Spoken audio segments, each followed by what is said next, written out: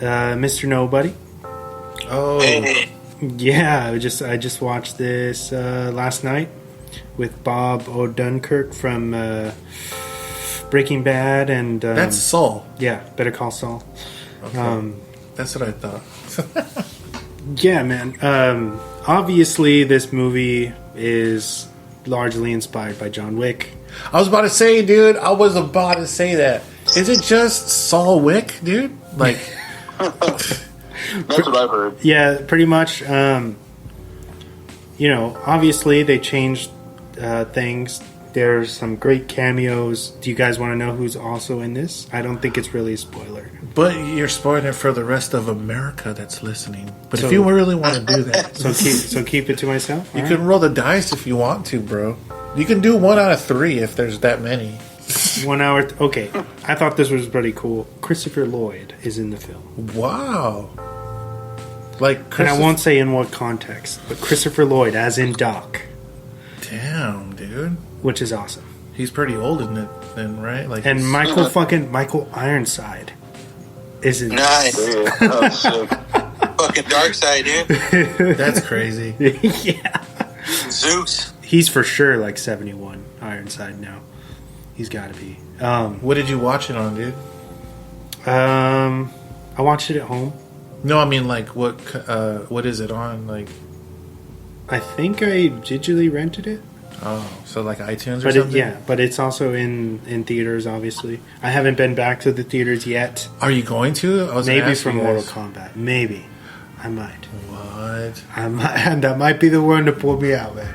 That's crazy. You gotta get your vaccine, dude, so you feel a little safer, dude. I am already vaccinated. Wesley got his vaccine already. I was trying not to say it, but you guys pushed me in the corner. Fuck it, dude. So you think you're better than us? Yay. No need to rub it in. No need to rub it in right now. He actually told you telepathically with the chip that they injected him. Damn. Wes has a soundboard for our minds. He just fucking... Yeah, I don't even have to patch you in anymore. He just says, I heard a rumor, and then you do it, dude. But going back to Mr. Nobody, it's a whole lot of fun. It's a very short film. It's like 1 hour and 30 minutes, so it flies by. Like I said, it's obviously for people who are hungry for more Wick-style action, although I think this is a bit more funnier.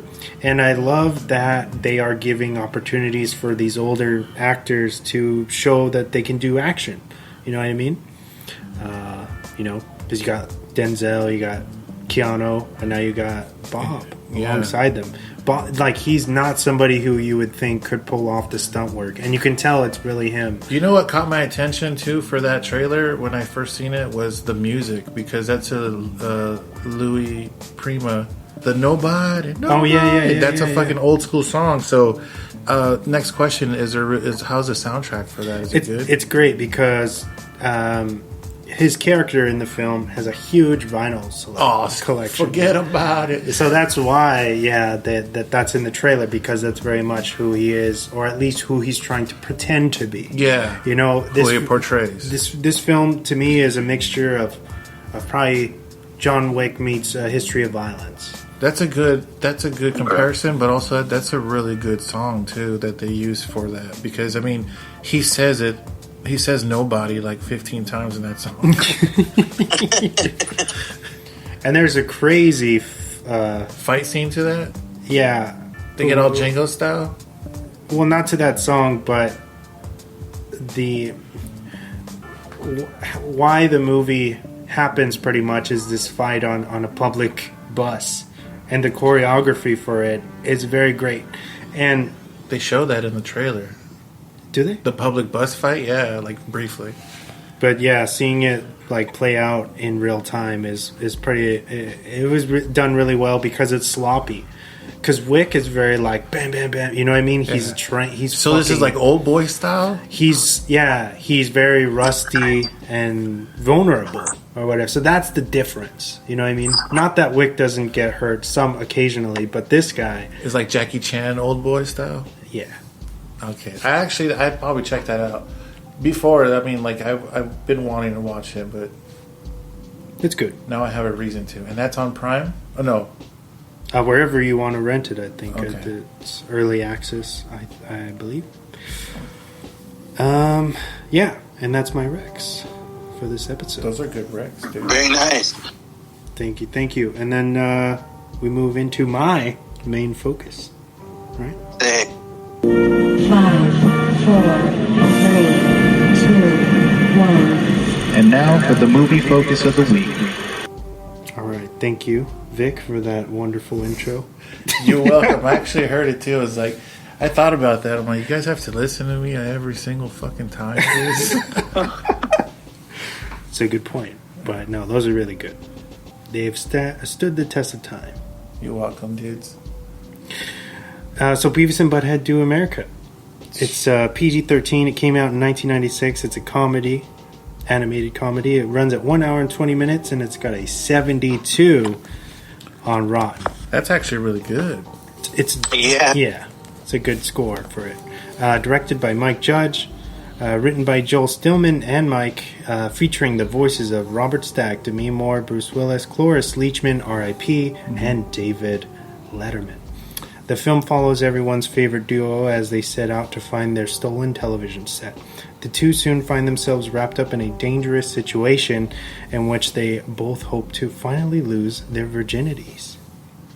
Beavis and Butthead was a universally loved show during its run from 93 to 97, their first run at least, with its creator Mike Judge finding long-lasting success with King of the Hill, Office Space, Idiocracy, and the latest, Silicon Valley.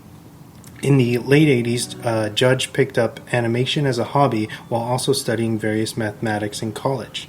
His hobby eventually led to an Office Space skit that would later be turned into a feature-length and a short called Frog Baseball, which introduced us to our protagonists, Beavis and Butthead. Quickly being picked up by MTV, the two would cause trouble while giving commentary on various music videos throughout the 90s, spawning merch, video games, and even a Daria spin-off.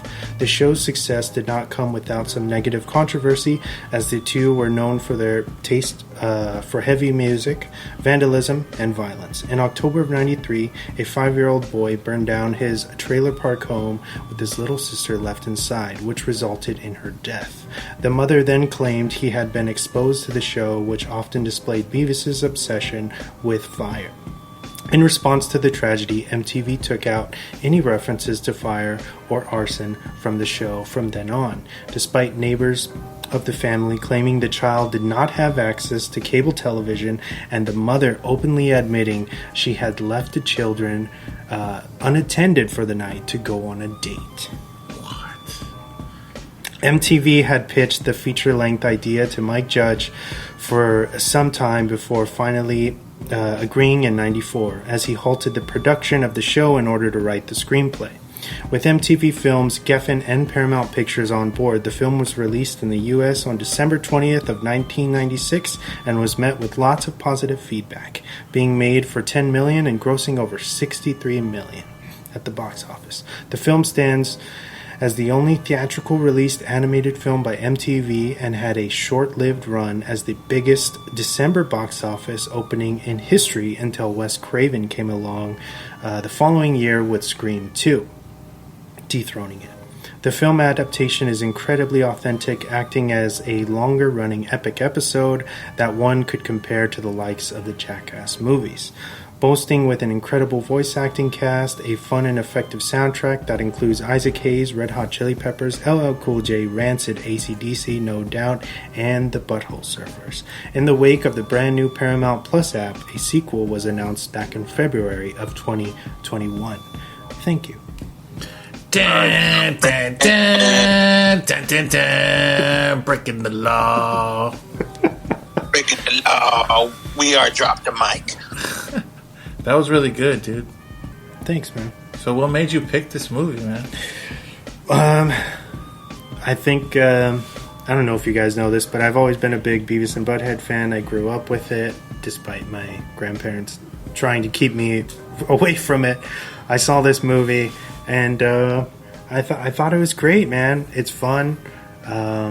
Obviously, The soundtrack is great for the time that it came out. It was very eclectic. You know what I mean? Yeah. And it's a very interesting road trip film. You know what I mean? Where it starts out so simplistic, where they're just trying to get their TV back, Yep. and you know they're just such dummies that they just keep getting deeper and deeper into this crazy situation.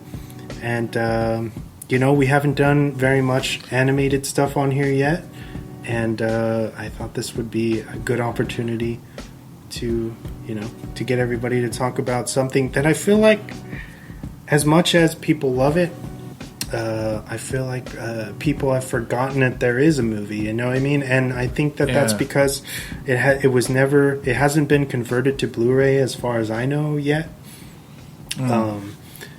So I think that that's strange. But yeah, I just love this movie. It's obviously so funny. Yeah, it has a really big fan base too. Well, now, even back then, you know, in the early '90s. But was this any of you guys' first time watching it? No. This was probably, well, I said before in the last episode, I can't remember ever finishing it. Oh. I think the last time I watched it was probably, like I think I said, over at least 15 years ago or longer. Damn. What'd you think of it, James? It's definitely reminiscent of, like, for me at least, like the 90s for sure. And like the, you know, it to me that's what it feels like. And I don't know, I don't know if I would maybe watch it again, and I'm sorry, Wes, if that offends you. I mean, I might watch it again if someone has never seen it, and I'm like, oh yeah, let's check it out if you haven't seen it. But I wouldn't be like, hey, let's put this on. Like the replay value or whatever? For me, yeah. I mean, if you've seen it, then for me, at least, this one is more like if you've seen the movie, and then you don't have to see it again, unless you're like Wes or you guys who are like, you know, big fans of Beavis and Butthead. I never grew up with Beavis and Butthead. Yeah. I never really watched that stuff. I was aware of it, and I knew I grew up imitating them, even though I had never seen them. Because that just shows how, like, interwoven they were into pop culture. Oh, for sure, yeah. I mean, it's a part of, like, if you grew up in the 90s, you have to know who Beavis and Butthead is. Like, it's in your brain to know them. It's like a cornerstone. Just like Simpsons. Oh, yeah. Yep. Oh, for sure, yeah. I mean, you could never see The Simpsons, but you can know Homer says, don't, all the time. Yeah. Or, you know, it's one of those things. But, yeah, it was definitely fun watching it this time around, now that I'm older, I guess. Would you let Jordan watch this movie, or would Jordan be interested? I probably wouldn't let him watch it now. Maybe when he's like 13 or something. That's around the time that I was watching it. It's kind of funny saying that, because I let him watch like The Conjuring and like Annabelle and stuff. And he's like, and you know, he's 7 and he likes that stuff. And like, but I feel like I mean, that's like scary stuff. And this is more like, there's obviously, you know, adult themed things that are happening in this. Yeah, he would pick it up more because it's cartoons, probably. Yeah, that's what I would think too. But no, I mean, I wouldn't get angry if I saw him watching this or anything like that. So, I mean, eventually I'll probably introduce him to that, or someone will probably introduce him to that, hang out with friends or something.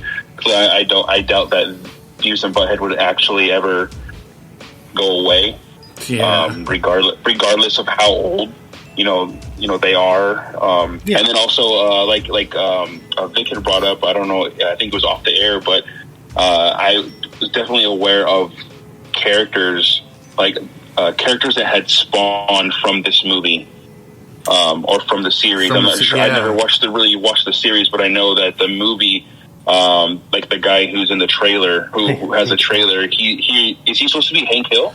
Yeah, kind of in Prototype. the vein. Yeah, in the vein. Okay, that's what I thought. I'm like, oh, this is like before Hank Hill, because I love. It's funny. I'm not a huge